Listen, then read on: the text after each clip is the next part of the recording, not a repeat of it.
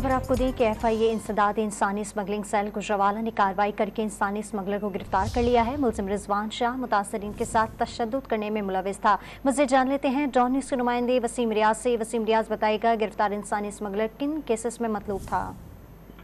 देखिए, बिल्कुल मुतासरीन पर तशद्दुद की वीडियो जो है वो सोशल मीडिया पर वायरल हुई थी, जिस पर मुलजिम की गिरफ्तारी के लिए गुज़श्ता 7 दिन से छापामार कार्रवाइयां जो है वो की जा रही थी।